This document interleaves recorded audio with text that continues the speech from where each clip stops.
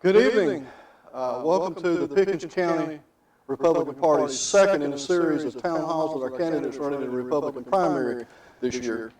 Tonight we're doing the Dacusville County Council seat. But we'll open tonight as we always do with a prayer.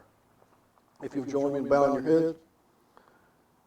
Dear Lord, please bless this gathering tonight, both here in this room and those watching.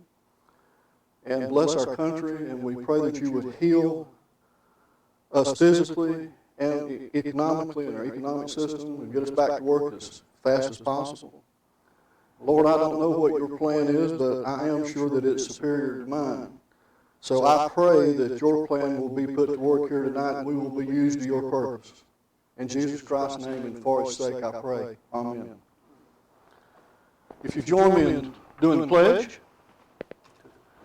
I pledge allegiance to the flag of the United States of America and to the republic for which it stands, one nation, under God, indivisible, with liberty and justice for all. Last week, inadvertently, one of the nonprofits here in the area got mentioned, and it was not meant as any kind of slight towards the other nonprofits. If any of you watching are connected with any of the nonprofits here in the area, here in Pickens County, especially those related to families, helping families, we would be more than happy to help you any way we can to record a video for you or put it up on our social media website or on our website. So just let me know in any way we can help. We would be more than glad to. I'd like to thank the candidates for coming here tonight. They don't have to do this, and we do appreciate them putting themselves out here so you can ask them questions. And the questions tonight are from our website where people have sent them in, people here in Pickens County. So the questions come from you, not from us. I might have a couple for the Pickens County Republican Party, but the vast majority are sent in. Now, as far as what we're doing here tonight, here are the rules. Each candidate will get 1 minute to make an opening statement, and then 1.5 minutes for each question to answer, 1.5 minutes to answer. There's a timekeeper here to let them know how they're running on time and when they're out of time. And with that, I guess the best thing to do now is just start. So let me get out of the way. And we're going to start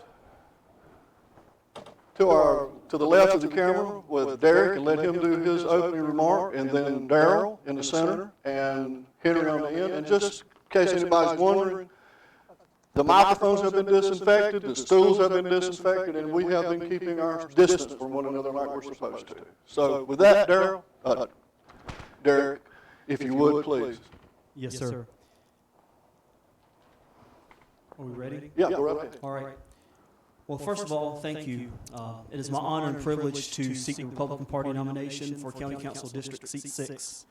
My name is Derrick Kraft. I'm 38 years old, and I live in the greatest county in the state of South Carolina, Pickens County. I'm a lifetime resident, I'm a third-generation business owner, and I'm an entrepreneur. I earned my master's degree at Southern Wesleyan University, but of all my achievements, my greatest two is my personal relationship with my Lord and Savior Jesus Christ and my one-year-old son, Mr. Nolan Kraft. Nolan is my inspiration for running for county council because I've seen firsthand over my lifetime the changes that's taken place in this county. And I want to be the candidate that lifts up this county to its greatest full potential.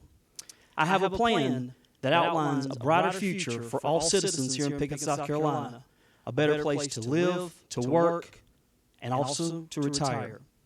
I have a full detailed list on my webpage at votederrickcraft.com, and I invite you to go and check out my Facebook page. Thank you. Darrell?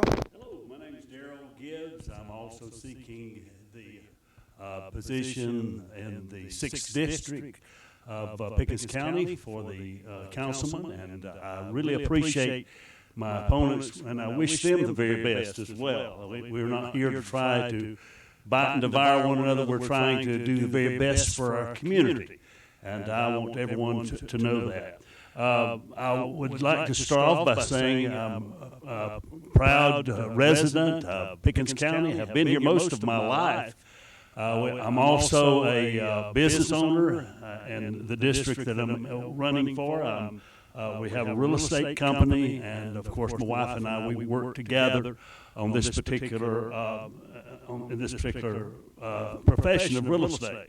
I want to also say one other thing, and that is that right now we are endorsed by the former two councilmen that are in Pickens County. So we'd love to talk to you more about our agenda a little bit later. Okay, thank you. Henry? Microphone. First time. I'm Henry Wilson. I'm a council candidate like these young fellows. And I would like to start out here by just saying how much work that Rick Tate and John and Steve put into these types of events. I think it's overlooked a lot of ways, and I sure appreciate what you guys do. It's yeoman's work for sure. So as a candidate, I'd like to talk a little bit about my background. My wife Amy and I have been married for 23 years. We've raised 2 children in the community to go to the schools. Hannah is 22 and Weston is 16. We have had a great opportunity to own businesses in the community and to serve in the community as an elected official and as about every kind of role you can get in every board in the county, just about. And so I think tonight I'll be able to make a compelling argument for continued service in the community as an elected official, and I sure appreciate the time that we're going to have tonight to do that. Well, the next question is a Republican Party question. I'll start with you this time, Darrell. But the question is real simple. President Trump is our nominee and is running for president this year, and simply put, do you support him and will you be voting for him? Absolutely. I appreciate the job amidst all of the opposition that our president has faced. I really appreciate what he's done. In fact, when he first declared his candidacy from the very beginning, I said, that's the man for us. And I believe that God has raised him up for such a time as this. And I want to give him loyalty and give him my support because I believe in what he's doing for small business. He's done very well for us. And we want to continue to try to pull the Republican Party as the party of our president and of our nation.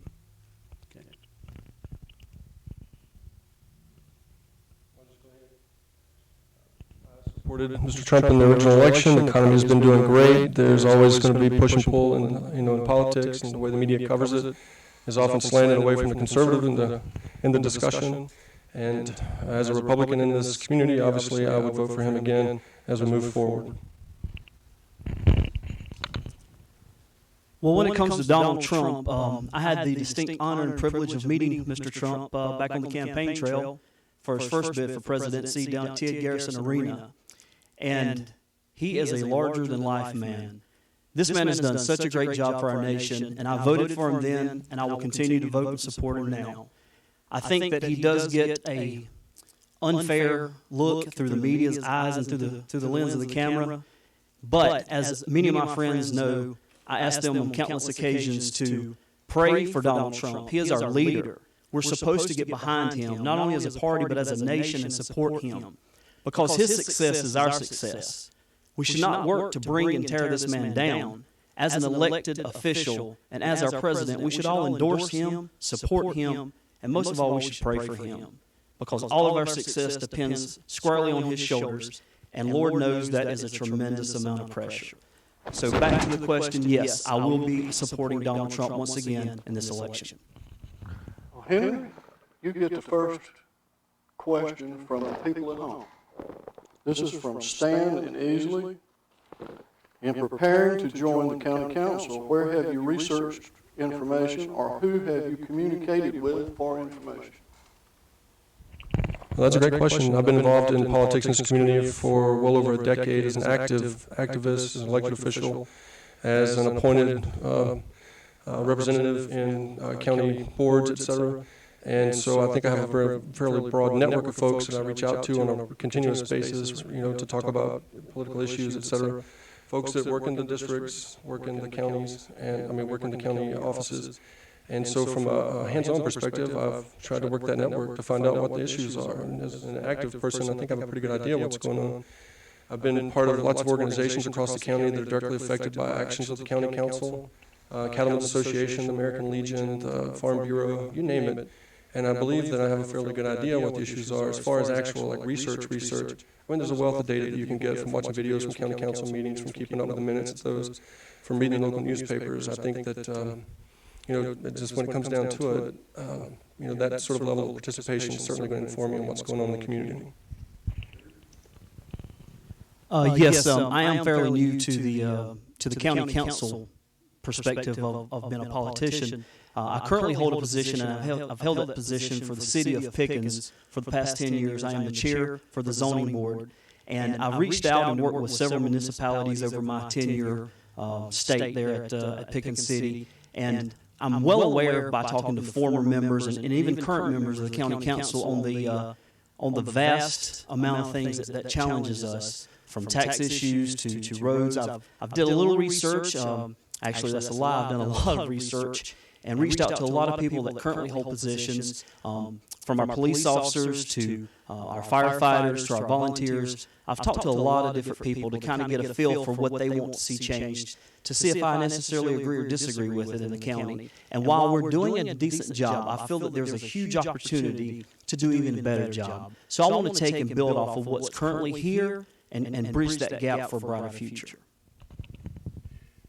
I would like to say that and Stan, thank you for the question. I think it's a great question. I think we must be prepared for the job that we're going to be doing, and of course, my experience is with our current and previous councilman, Carl Hudson, and also Tom Ponder. They've been very helpful to me in giving me some ideas about what is happening. And of course, they're the two men that actually put my name in and also are endorsing me for this particular seat. I want you to understand that there's two areas that I feel like we really need to focus on. And we'll probably talk more about this. And that is, I think we need to discuss the road issue. You know, some people say we need an issue with regard to taxation, which I disagree with. Second, there's also the situation of economic development. And of course, I've done not only speeches and talks with these folk and discussions, but also with some other folk in the community, letting them air their grievances so we can be able to properly address it. The next question is from Amy, and actually, no, Amy, she's from the Dacusville area. This question is concerning tax increment financing, called TIFs, tax increment financing. About 5 years ago, Clemson and Easley received too much money from the county government and the school district in their TIFs. When they got caught, the judge ordered them to pay back millions. Do you think it was then a good idea for the county council to renew the TIF with Easley and give them any more money? Now, personally, I haven't researched this, and I don't know that that's actually a fact that they did renew it, but that's Amy's question. So we start this time with Derrick. Well, again, just going back to basic finances, if that was an oversight and they did receive money as stated by Amy that they was not entitled to or did not deserve, it then falls on the county council to, I think, work a solution to better resolve that issue. And if somebody has a lot of money that's waged against them or fine levied against them, I think that we need to work and to reach out with them to resolve that issue. And necessarily, if it's not their fault, then I think we need to bridge that gateway between where they currently are and where we need them to be. And so I think that obligation falls on the city council, or I'm sorry, the county council, to bridge that gap. In this significant cases with the TIF that was given many years ago. So I can't necessarily fault if the money was given or if they did re-up to help them to get that paid back. So if that information provided by Amy is true, I would be in support of county council working with them to get that restitution paid back. the question, so going forward, we're clear on what the actual question was, is do you think it was a good idea for the county to renew the TIF with Easley and give them more money? I think that this is an area that we need to take more look at.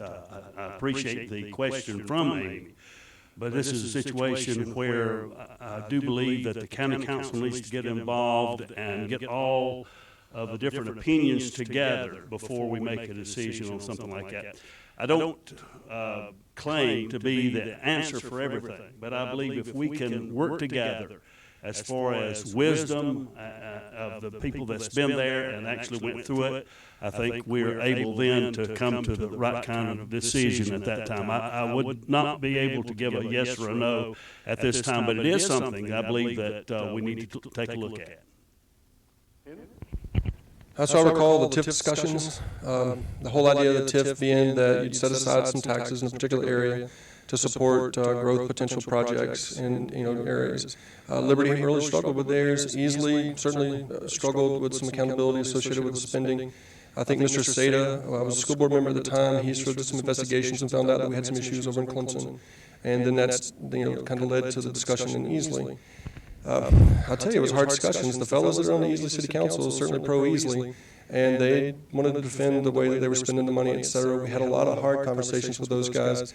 And what it boiled down to was individual relationships and whatnot that led to the discussion that, what they had done in the past would end, that we actually put very measurable metrics and whatnot in place at the time as part of the discussion. And I don't recall if it was for the new mill over there or if it was for the downtown area or whatnot. I can just tell you I was highly skeptical of the way the money was spent to begin with. Mr. Sada had a compelling criticism associated with the way they were acting with the money. And when it boiled down to it, there was momentum towards re-upping the TIF, but doing it with a way that we could measure and pull the money back if it had to be. So that's not really common in local government. A lot of times it's open checks and people spend money where they want to, but what happened with that TIF, on the back of it was based on building relationships within the community and trying to recover from about 10 years of pretty tough times in politics here in the local area. So do I think it was a good idea? I didn't think it was a great idea at all, and I pushed back against it. Fair enough. Darryl, start with you this time. This is from Yvonne. This is from Yvonne. What do you think the role of county council in the operations of each department, the police department, what do you think is the role of the county council in the operations of each department? Fire, police, EMS, etc. I think there ought to be and the job of the county council is to oversee the operations, also making sure that the tax money that has been allocated to these particular groups is spent as wisely as possible and as frugally as possible at the same time. Being a Republican, we do not believe in future taxation or increasing taxation. We want to be able to spend the money that we've got properly, and if there is a need in one of the particular groups that we have or particular agencies like the fire or police, then it needs to come before us, and we can be able to discuss it and try to come up with the best solution for that. But basically, our job as a group is to oversee and to try to be there in support of each of the different groups that we oversee. Okay. The role of any of these types of boards, particularly elected official boards at the county level, is governance. And by governance, we don't set day-to-day policy. We don't set day-to-day focus for employees. We look at the overall vision for what the community is, and we set a long-term vision for that, and we make a strategy, and we reach out to the administrative teams within the community that work at the county level and determine what the best path forward is to meet that sort of strategic vision. If you're down in the weeds and criticizing folks for what they're doing on a day-to-day basis, it's unbecoming of the office, and it creates criticism. It creates conflict within the community that really doesn't get the county ahead. So we're an executive level group, and the executive level group shouldn't have their hands in the pot. We're setting the direction of the group. And what it boils down to it is those folks that are out there in the trenches are doing the day-to-day job, they need to look for the county council to provide the tools they need, to provide the support they need, to represent the vision to the people that have to kind of buy into what they're doing. So from an executive level perspective, we represent the voters, the people in the community, in that organization, so that what the government's focusing on is what's actually meaningful to the people in the neighborhoods and in the communities and the houses in our county. And that's, I mean, the bare bones of it. Well, as the county council is responsible for overseeing funds and basically holding a level of accountability for people in elected positions, and talking with fire chiefs and with police officers and things of that nature, you quickly learn that everybody's kind of fighting for the same thing. Everybody wants that budget. Everybody wants to be able to have the resources to take their department to that next level, to create a little bit better position in this county. Now, while they all may pull at that budget in different directions, they ultimately have the same goal, and that's to better the way of living that we experience here in Pickens County. But as county council and elected officials, we must make sure that what we're doing is obviously transparent. We must make sure that these funds are being appropriately spent and the resources aren't being wasted and they're being allocated properly. And each department individually is a huge commitment by our taxpayer dollars. And it is of our utmost importance to make sure that those dollars are allocated properly. And so I think the biggest thing is just transparency and working with these departments to make sure they get what they need, not necessarily what they want. Because I believe we have a lot of money in our budget. We just have to do a little more reallocating of those funds. Excuse me? I'm sorry? Oh, we don't have a mechanism for responding to one another's comments, just answering the questions. I'm sorry. Although during your time, you can talk about anything you want. Okay? So, this question begins with Derrick, and it's from Steve in Easley. When another government body in the recent past was having a hard time with its budget, a citizen told them it is irresponsible to go 10 years without a tax increase. Do you agree? Well, if you look at our taxes, we are one of 14 counties that have a 7% sales tax. There's 28 other counties in South Carolina that have an 8% sales tax, and there's 3 that currently have a 9% sales tax. So, as part of this party, I'm in alliance to keep those taxes as low as possible. I'm a small business owner myself, and I don't enjoy paying larger margins or percentages of taxes. As many citizens that's viewing this, they don't want to hear about a tax increase or a tax hike. Do I think it's irresponsible?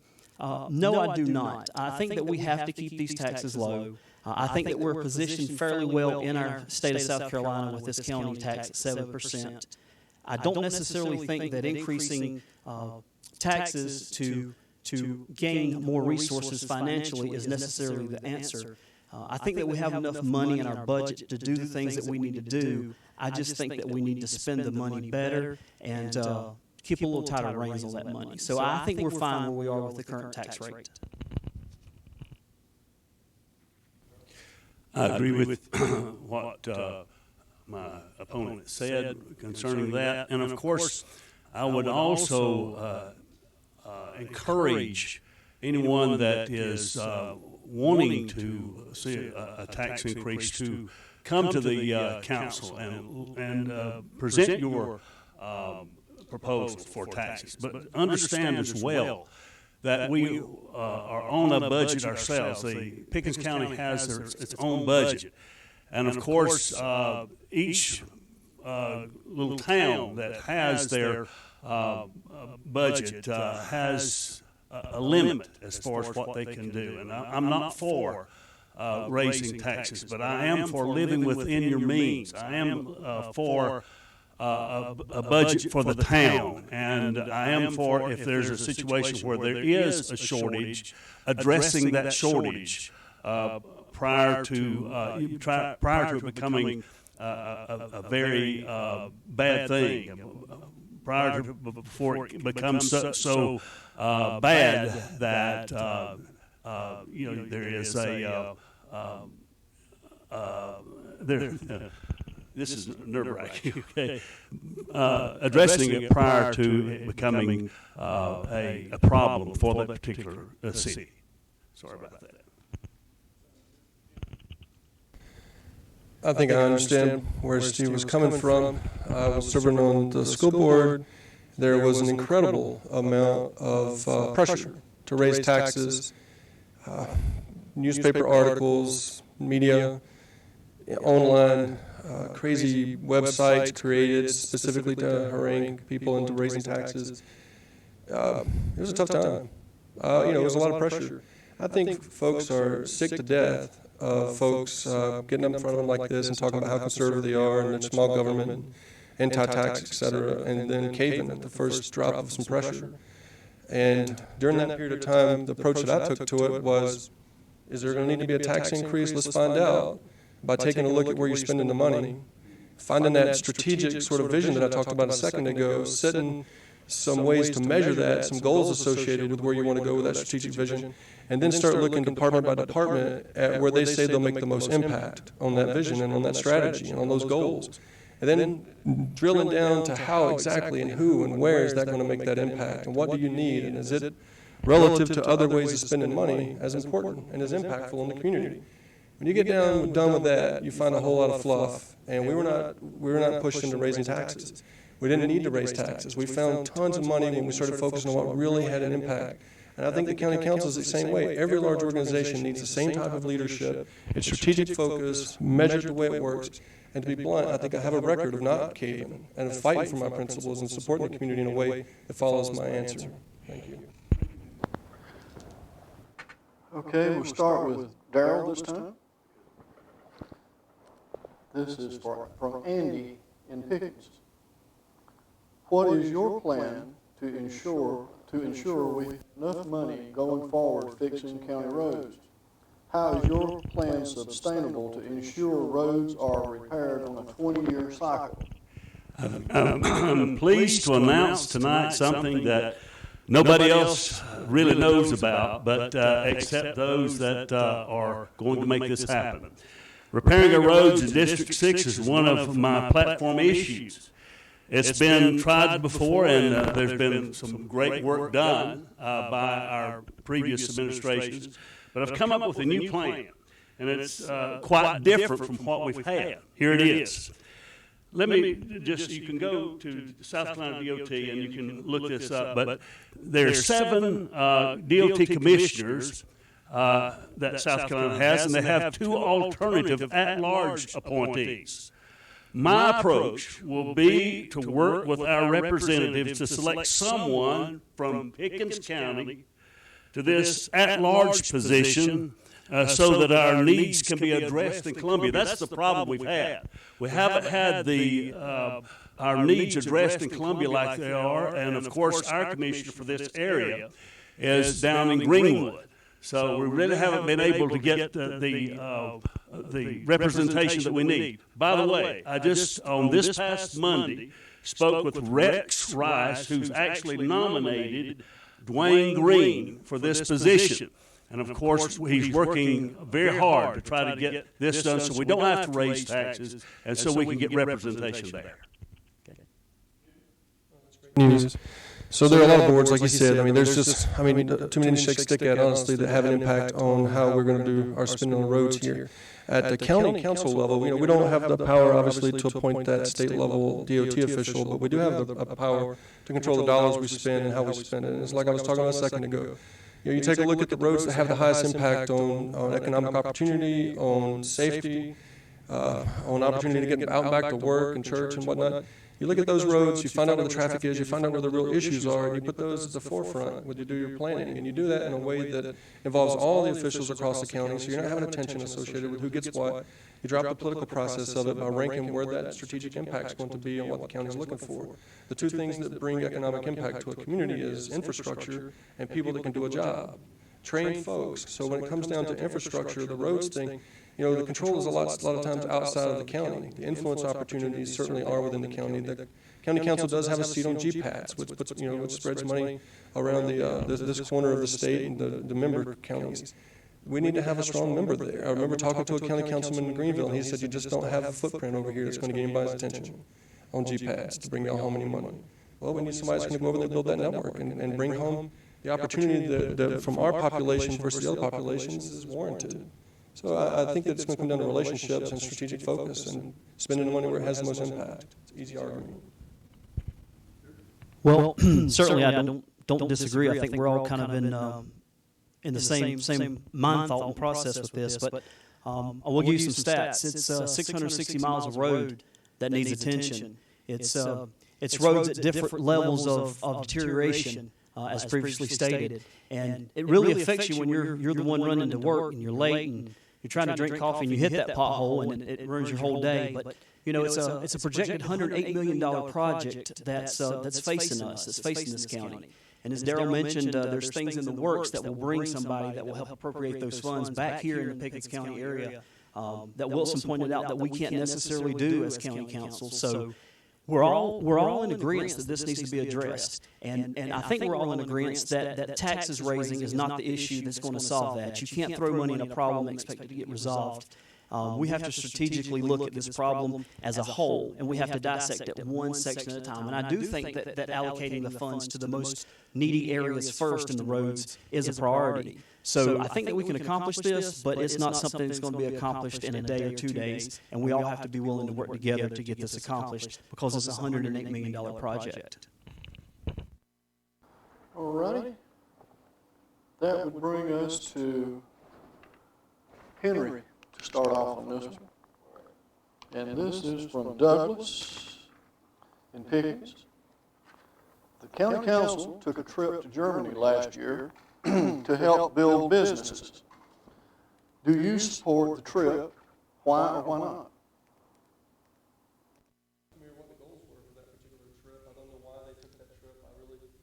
All I know is sort of the backstory or whatnot you can get from the newspaper. I don't know that it brought anything home to Pickens County. I don't know that it was worth the money. I don't know how they justified it. I know that as an elected official, I've gone to the required trainings and to the state level get-togethers to talk about policy changes and things like that. I know that those things bring back knowledge and opportunity to the county. I don't know about flying to Germany. I can imagine that was an expensive trip. And as an individual that previously worked in corporations and whatnot, I can imagine there was a certain amount of boondoggle associated with it that's probably brought everybody's attention. So I wouldn't support it. I doubt I would participate in it. If I did participate in something, it'd have to be something with a truly measurable goal that we could come back to the community and say, this is what we did, this is why we did it. Here's the money involved with what we spent, and here's what we brought home to make that worth your expense. I don't know that that happened last time, and so I don't think I could do it. Well, this is exactly what Carl Hudson warned me about. Trips, if they're beneficial, obviously I would be in support of those, something that would bring back something to our area for education purposes, to better our position, and to basically educate us as a county council. But going to Germany, I would be 1,000% against that because I figure that there's better reasons for us to spend money within the county. I think that's misappropriated funds, to be totally honest with you. That money could have been better spent within a different department here in our budget. And I got some really good advice, as far as going to training, local trainings and stuff like that. It's my stance if elected that I'll pay out of pocket for those trips because as an elected official, I feel it's my obligation to be able to get myself to and from travel, stays, and stuff of that nature. We don't need to be putting stress on the county council's budget to basically take trips. And the trip I'm speaking of is the one that Carl shared with me down the lower part of the state. So I would be totally against it in regards to paying for a group to go to Germany. So that's my answer, 100% against the trip to Germany.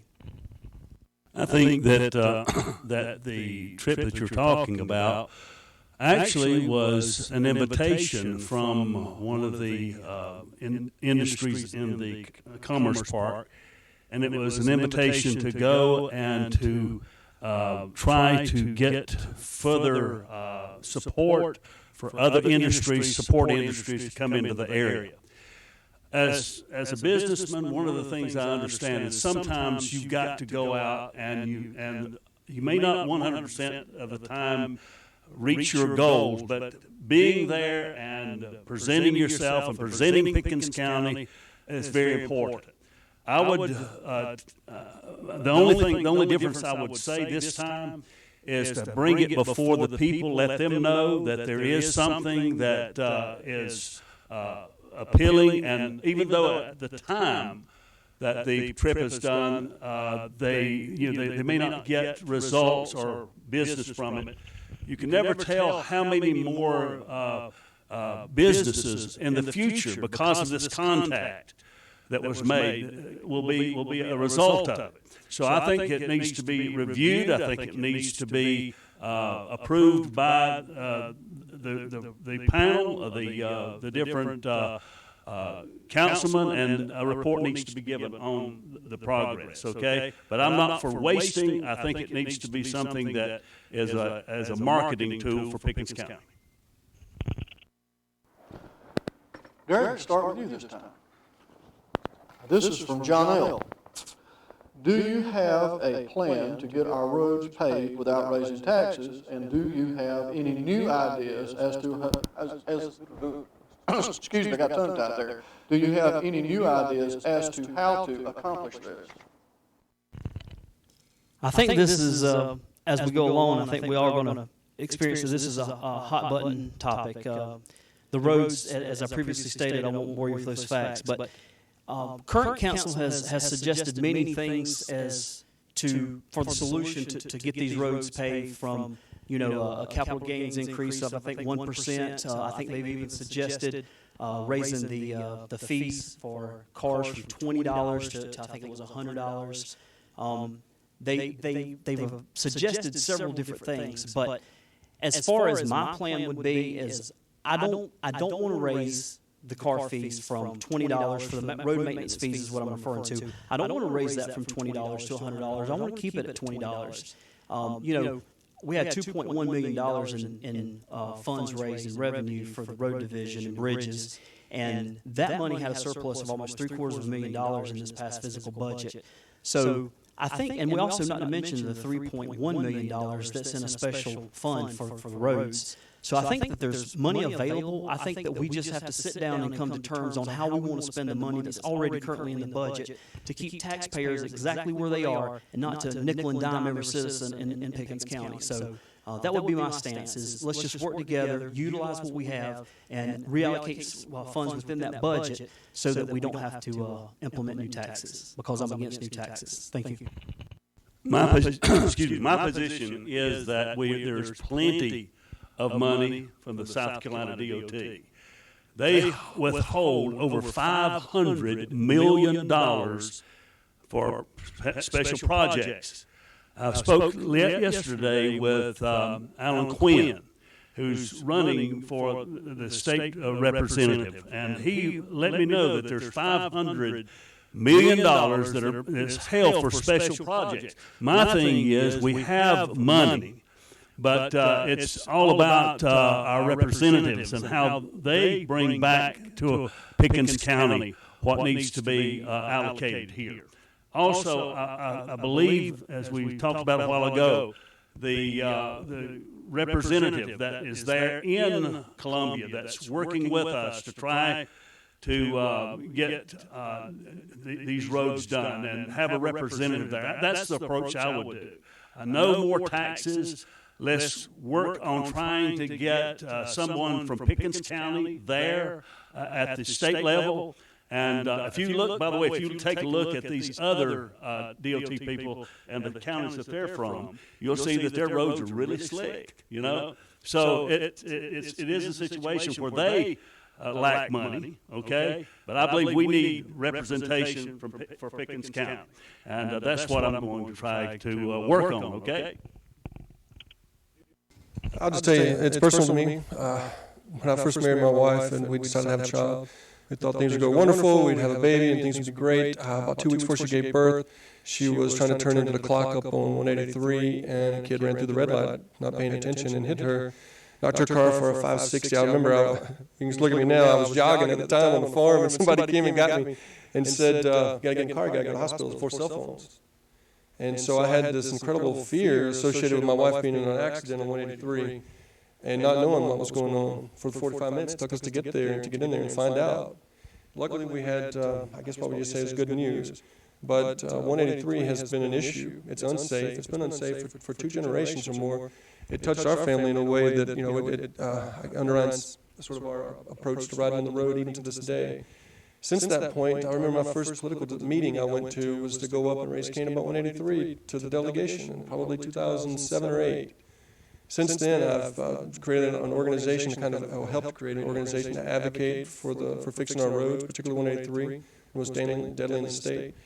And as far as the county council is concerned, I'm going to keep that personal approach and do everything we can to represent ourselves well at the county level, represent ourselves well in the regional level, to hold folks at the state level that have that voice to bring home funding and to advocate for us for funding accountable for when they don't do it.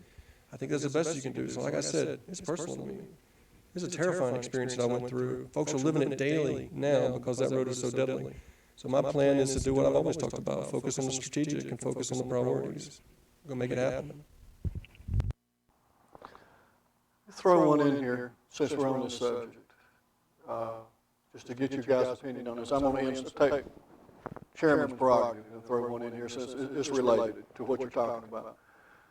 And this will start with Darrell.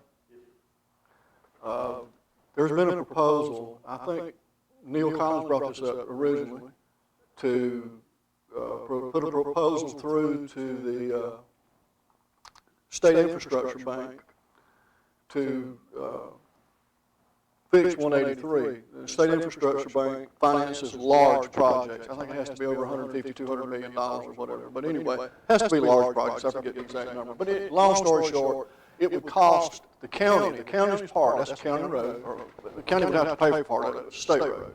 But anyway, it would cost the county $14 million, their part, if it went through and you actually did it. It would cost $14 million to get 183 redone. That's the reason I brought it up, because you were talking about 183, and usually when we talk about roads, 183 is one that gets focused on in Pickens County. So, should the county spend, if it became possible, would you support the county spending $14 million to get 183 done on a state project? First of all, I do not agree at all with some of the proposals that Mr. Neil Collins has come up with. I think he's a rhino, personally. I think that when he goes to the State House, he wants to. I mean, when it comes time to go for an election, he's right here. But any other time, he always has a democratic sort of view of how the roads are done. And no, sir, we here are able to handle our own situations, and we do not need his $14 million bill for Pickens County.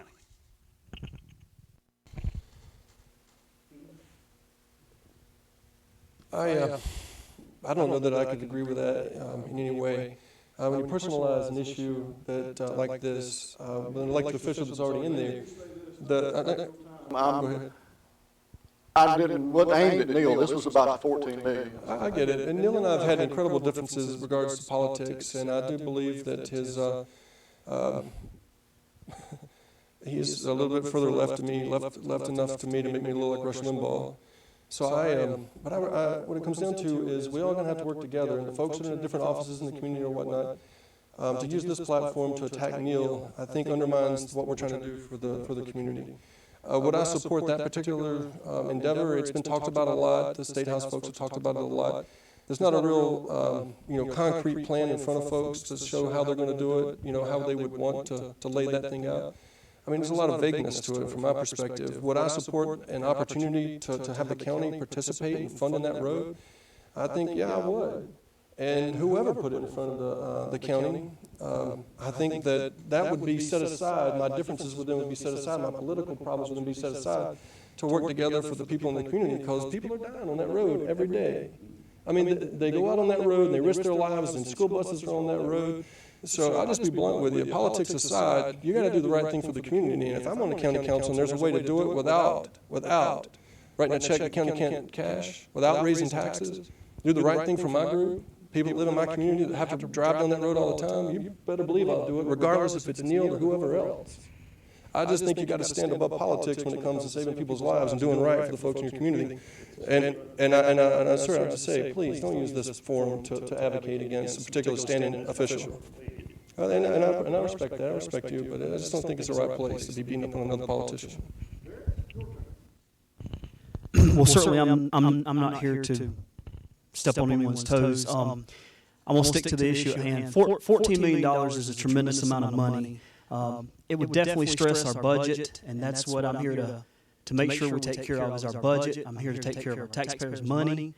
And I'm not saying I wouldn't, but I'm not necessarily saying I would. I would need to gather more information, do a little bit more research, and I can definitely see both opinions and both views from these candidates as well. And there's certain issues that I agree with, as well as those that I necessarily do not align myself with. If the facts supported it, I would look into ways to make it happen. But at the end of the day, $14 million is a tremendous amount. But you cannot put a dollar amount on a human life.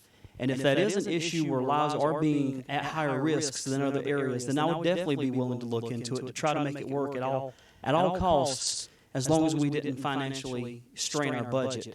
You can't put a price on a life, whether it's Henry's family's life, my family's life, or your family's life. So I would definitely take it into consideration because, hey, at the end of the day, Wilson, you're absolutely right. Family and our personal family issues, we have to protect ourselves, we have to protect our citizens over everything else. But I can definitely see both of these guys' position. But I would consider it, but I am not for spending more money just to be spending it. Henry, we start with you on the next one. This is from Carmen. In 2019, the county fired the Haygood Mill director, and the Pickens community objected. Do you think the county was right in what they did, and do you support their effort to change the direction of the mill? It was a wonderful place. I mean, it's a great educational opportunity. I mean, it goes right back to the roots of the county. You know, I mean, before most folks' families even moved here. It's wonderful. And it deserves its place, you know, in education opportunities for children. It deserves its place as, I mean, if you've been up there for the picking and grinnings, I mean, it's a wonderful place, right? Sadly, the operations up there have been political for a long time. And to wade into whether or not an individual person should be fired or not, that's not the executive role in this, in the county government.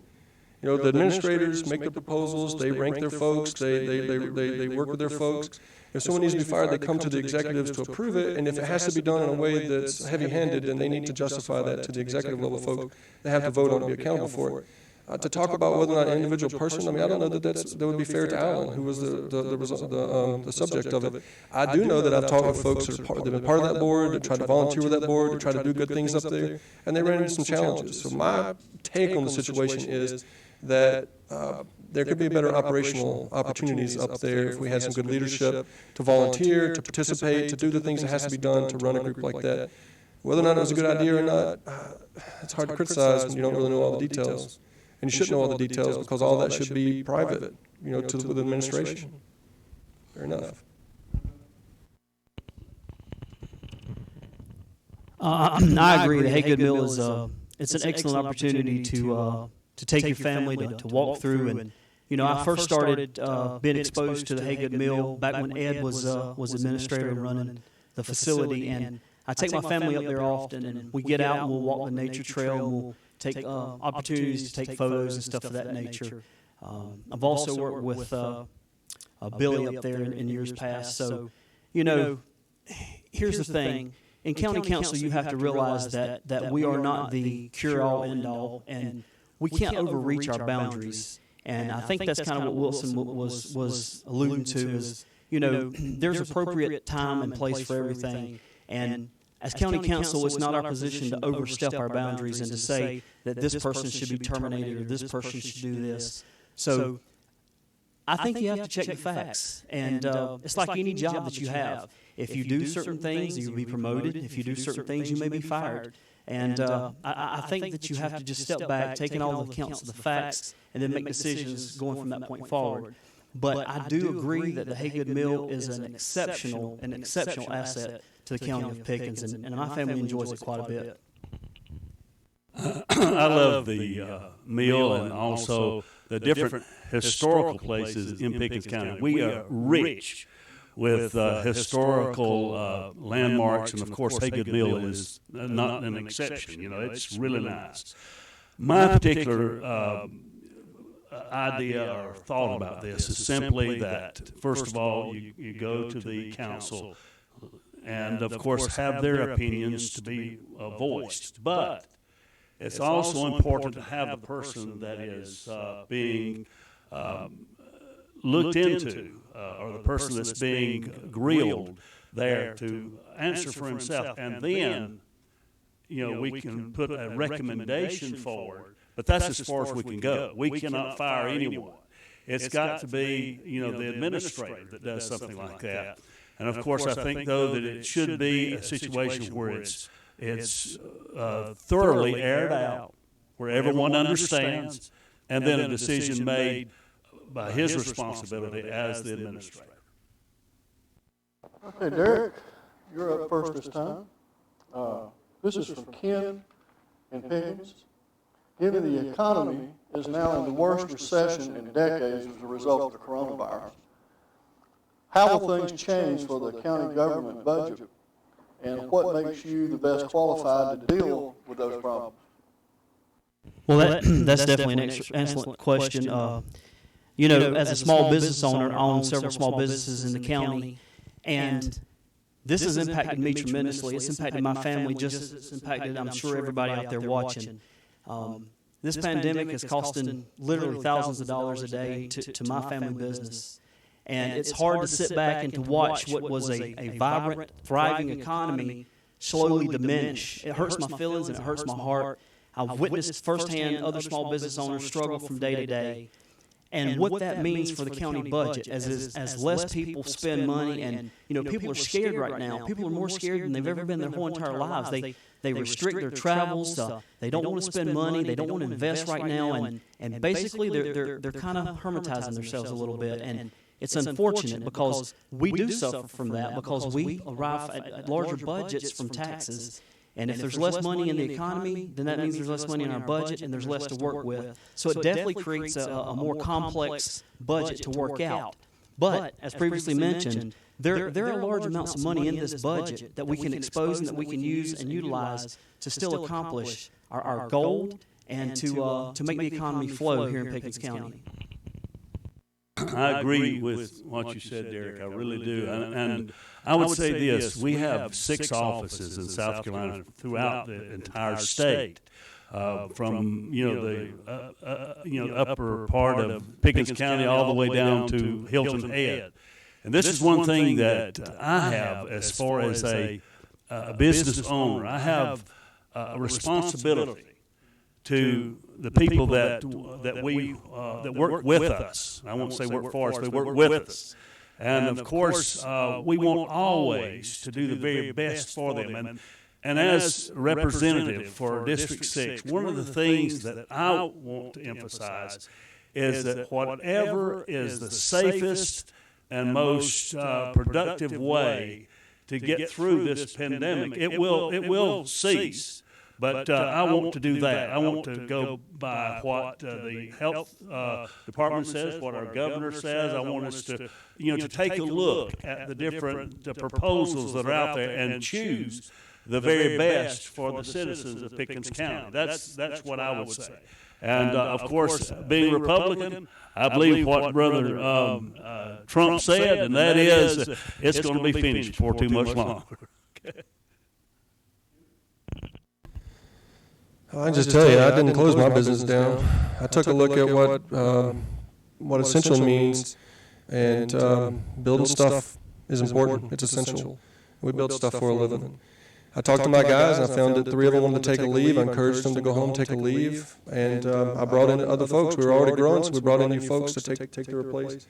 For every dollar a guy like me gets out there and builds something, there's $20 circulates in the economy. I think I'm doing my part to help people sell real estate, to help people, sell signs. I'm doing my part to keep that economy going by taking the risk. And I'll be blunt. I wish that the way they'd manage this quarantine was risk focused, same way the insurance folks do, same way the business people do. Take a look at what your risks are the highest and close those things down. Take a look at the risks are manageable and you do a different approach. In our case, I go around every night and spray everything with Lysol. I got welders washing their hands 5 and 6 times a day. Let me tell you, that takes a struggle. But we kept rolling. And in a recession, it's just like a downturn in the business or an upturn in the business. You got to sell all the way down, you got to sell all the way up. What I would say is that the 2 things, again, that bring people to a community as far as jobs and opportunity, and we want to be at the head of the line of that, we keep preparing kids and keep preparing folks for education that leads to jobs, and we keep working on infrastructure, so when people are looking to come here and take advantage of folks we got, they got the infrastructure. So that's where you do it. When bad times or not, you focus on keep building what you got to offer to people to bring working opportunity to you, same as I did at my shop.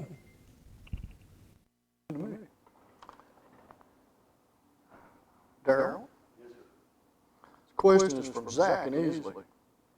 Do you feel the county's effort on economic development, or that'd be county council's effort on economic development, has been successful in the past 10 years? And I appreciate, Zach, your question. Here's the short answer: yes, but I think that there is further things that we need to do. For instance, we need to begin to develop right now another commerce department. The commerce department that we have in Pickens County is just about full. I would say it's 85% full. And we need to be looking right now for opportunities to start another one. For instance, one of the things that I'm looking at is this new extension on 153. This will be an ideal location because one of the things that has permitted us or prohibited us from getting the industry that we need is roadways. And of course, if we can use this 4-lane road into 85, we would solve the transportation problem. Same thing with 123.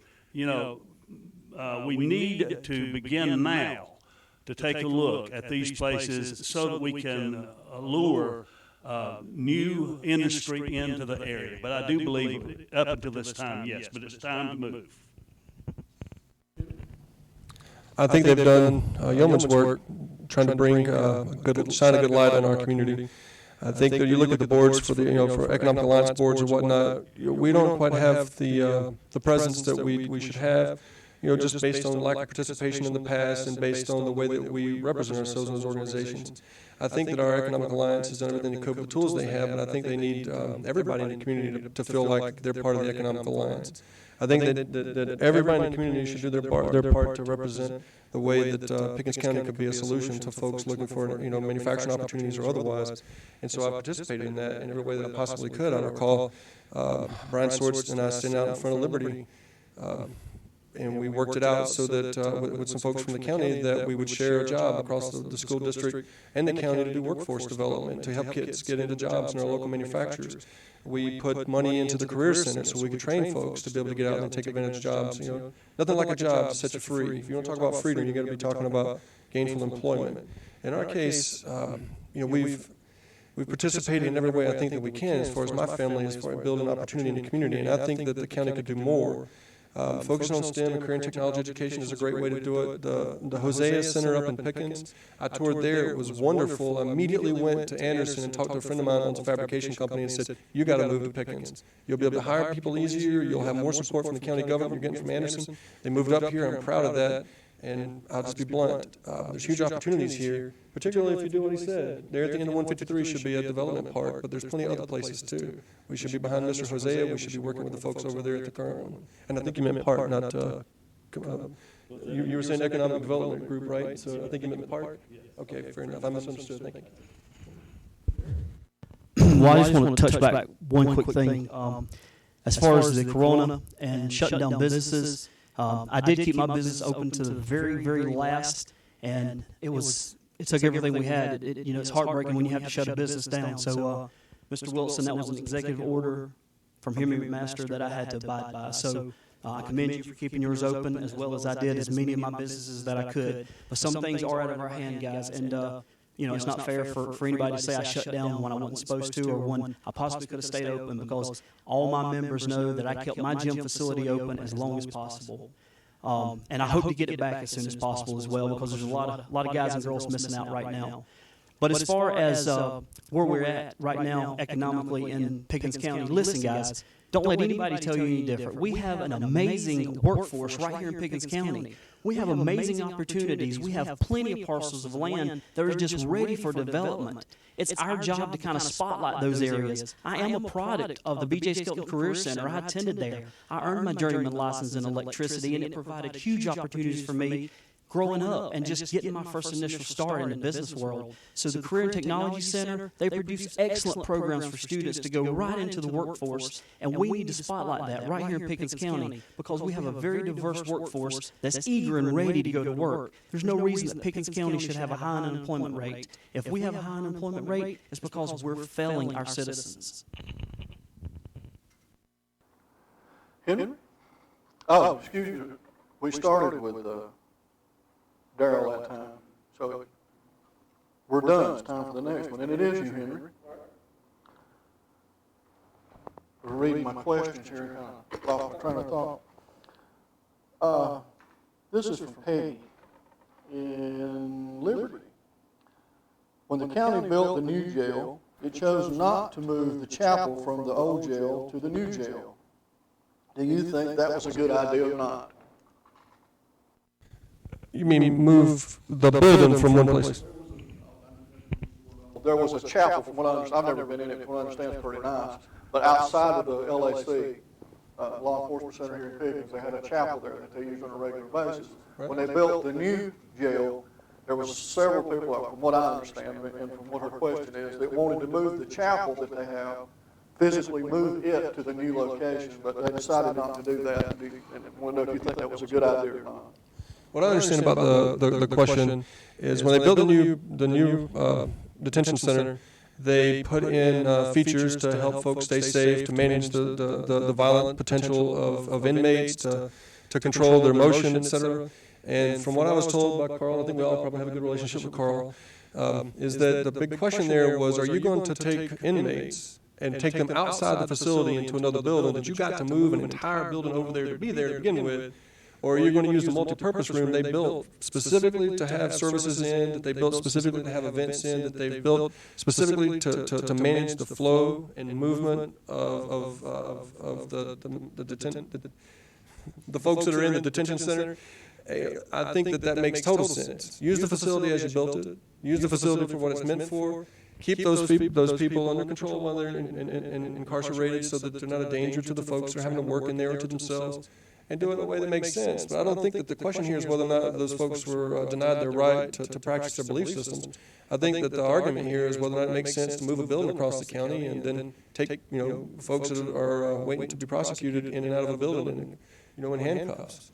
That doesn't sound like a great idea to me. So I don't think that anybody had their rights removed. I don't think anybody was kept from practicing their religion. I think that folks were just trying to focus on the best possible way to do what is a hard job, and that's to incarcerate folks. I don't think we're going to split too many hairs here. I think we kind of share similar beliefs, but I'm familiar with this, and I spoke to several people in regards to this, and there's some people that this issue rubs the wrong way. I do not believe it was the wrong decision to leave that chapel there. We have a multi-million-dollar facility. We have things in place and rooms in place for worship-type services and stuff of that nature. And it does create a big problem when you want to take someone out of a secured facility to attend this building. And I'm 100% against that. And here's the reason why. Not only does it put the officers at a higher risk, it puts the inmates at a higher risk. And if you'll remember, not too long ago, we've had a couple escapes from our law enforcement detention center. And one gentleman even had to shoot one of those gentlemen, and he perished in that shooting. And so you're placing not only the officers at a higher risk, you're placing the actual inmate at a higher risk, and ultimately you're placing the citizens at a higher risk. And that's part of law enforcement's job at the detention center, is to protect those citizens. So I don't align my beliefs with that, and I'm 100% against the removal of that church. I agree. We have the proper resources and the proper facility to practice freedom of religion in that new facility in the detention center. So, yeah, that was the right decision to leave that where it was at. I agree totally with Henry and also with Derrick on this particular issue. I totally agree that when you build something purposely for a detention center, that if it's a new facility that's actually got a place in there for religious practices and for church services, that it ought to be there. The most important thing, I think, is the security of not only the people that are looking over the inmates, but also for the public. That's the most important thing I think we need to focus on, is public safety.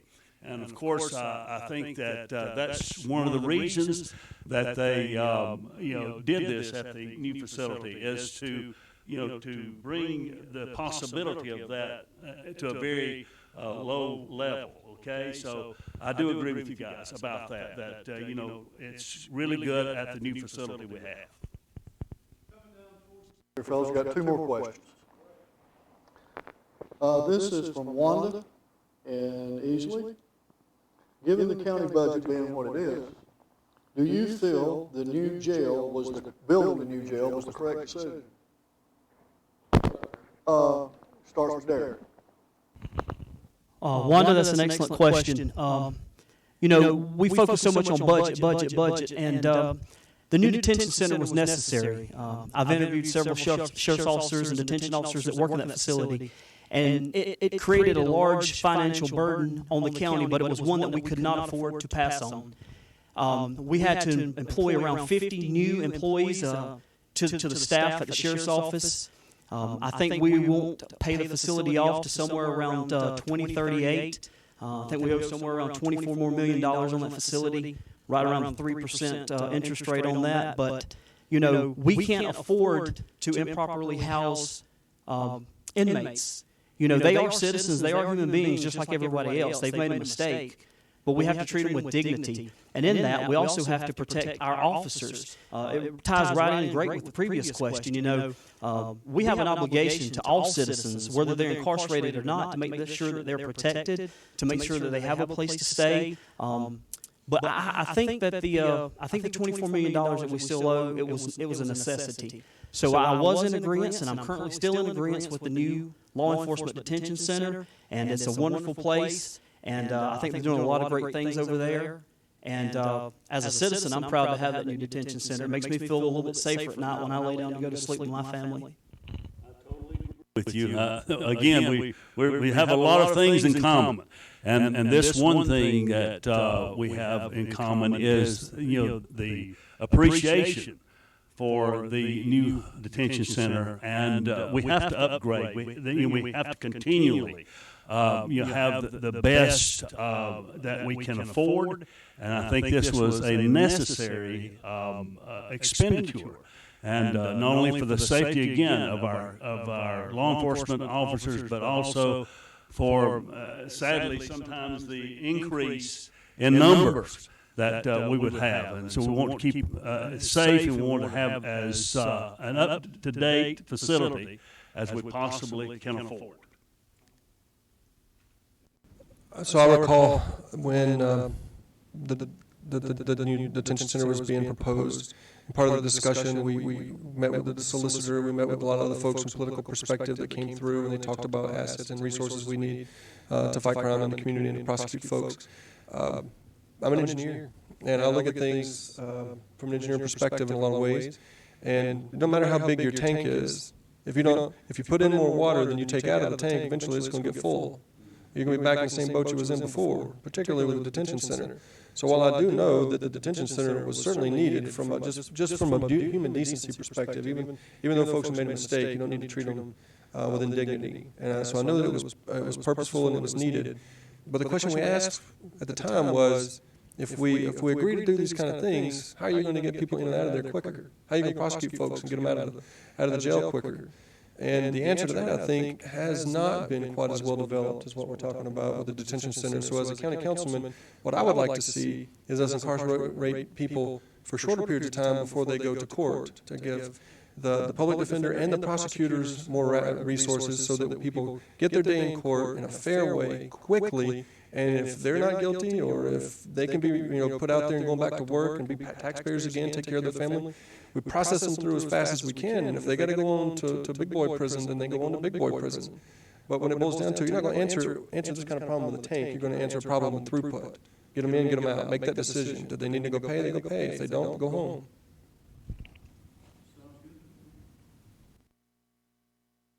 When I say it sounds good to me, I didn't mean Henry in particular, the three of you. I think you get good answers from all of you.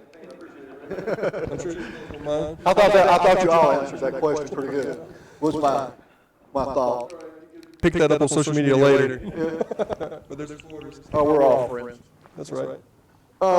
Last question.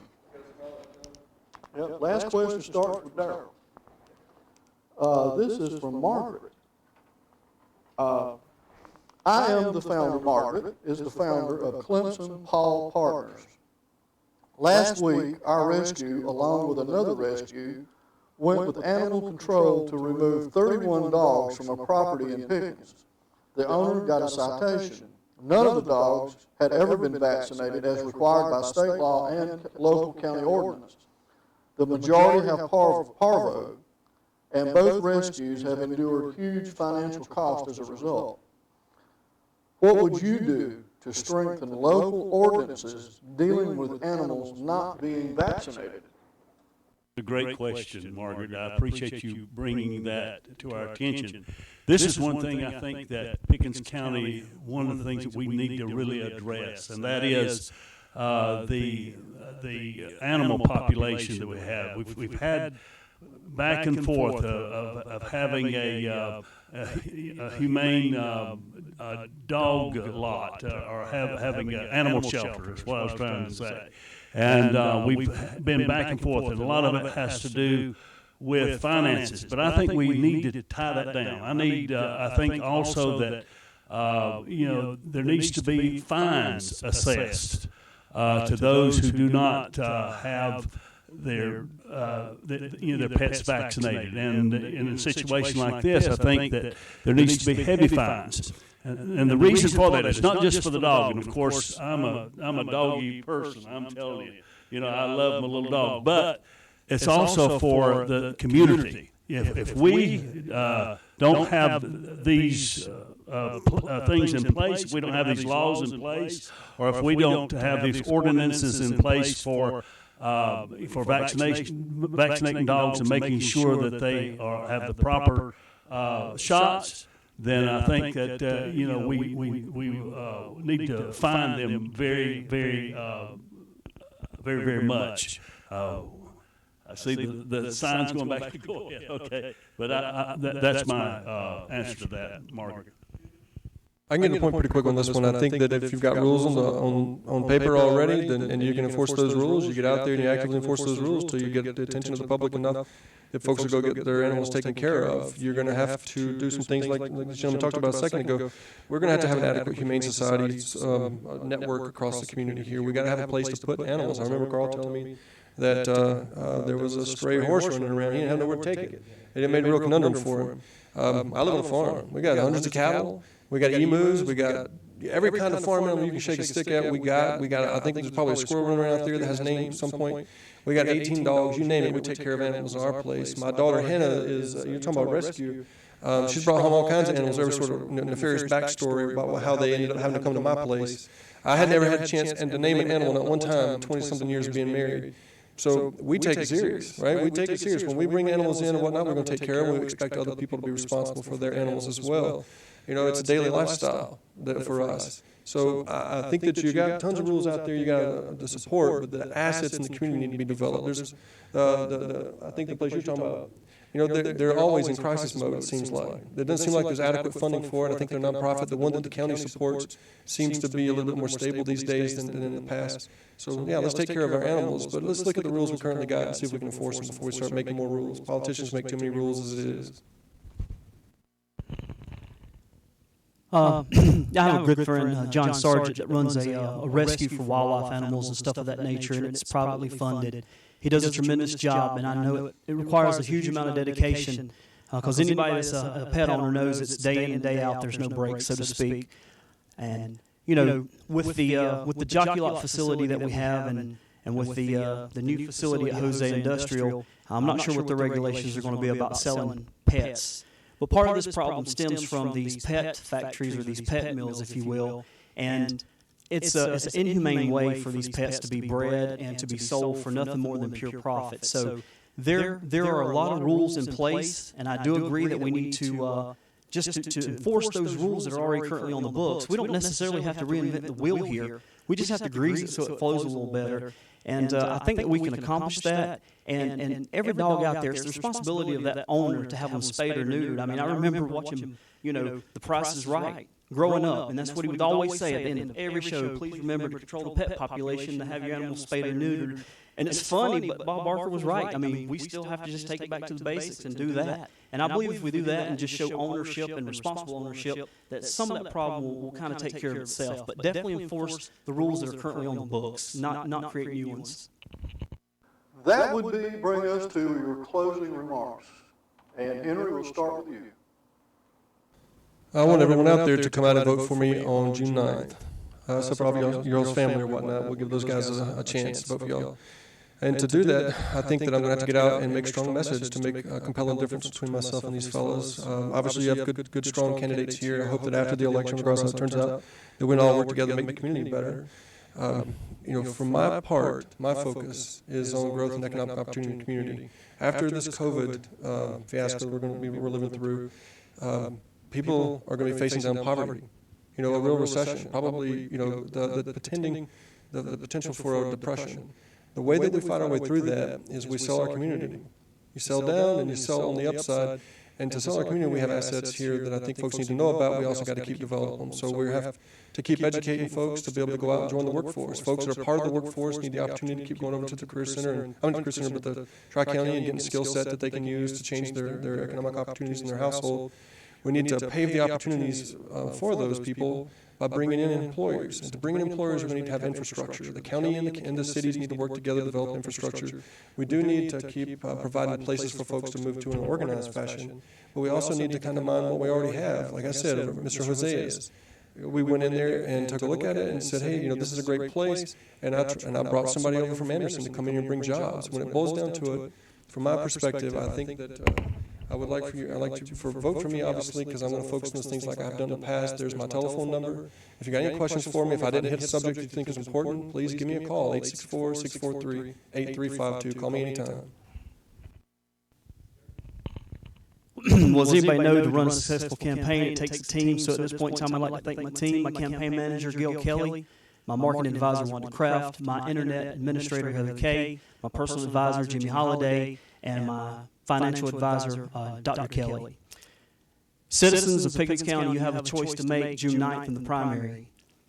This is one of the most important elections of all time due to the pandemic. Together, we can secure a brighter future for Pickens County and for all its citizens. A brighter future for all its citizens to live, to work, to play, and ultimately to retire. Together, we can bring higher paying jobs to this economy. We can lower the crime rate, and we can battle back the drug addictions in this county. I can't do this alone, folks. I need each and every one of you to come out on June the 9th and support me and vote for me. If you're looking for a candidate that's willing to roll up his sleeves and go to work on day one to get the job done, then look no further. I am your candidate. I'm willing to put in 110% each and every day to provide the brighter future that Pickens County deserves. So if you share the same vision for a brighter future that I do, I invite you to join my campaign and support Derrick Kraft for County Council District 6. And please go visit my website, voteDerrickKraft.com. Thank you, and God bless America. Thank you so very much. I appreciate the opportunity to represent District 6. And of course, as we were talking just now, they were talking about wanting to do certain things. I've already begun, okay? Basically with the this issue of the pavement, of repavement of Pickens County, as well as this new industrial center like we have for Pickens County. One of the things that I want to let you know is immediately, right now, we are working to bring more jobs into Pickens County. The kayak place there on Old Powdersville Road right now is looking at 300 new jobs. So I've been working on that up from the very day that I announced my candidacy. I'm not waiting until it happens. I'm doing it now. So if you want someone that's progressive, somebody that is able to present new ideas and is willing to work with the residents of Pickens County, particularly of District 6, please give me your vote. Go out in June and let it be known that you want Darrell Gibbs for your councilman. Thank you so very much. That will conclude this town hall for County Council District 6 in Dacusville. And I want to thank, make sure I get everybody's names right, Derrick Kraft, Derrick Kraft, Darrell Gibbs, and Henry Wilson. I appreciate all of you stepping up to run for office. It's a little harder than a lot of people think it might be. And I do appreciate you guys coming here today and participating. It means a lot to us for you to do that.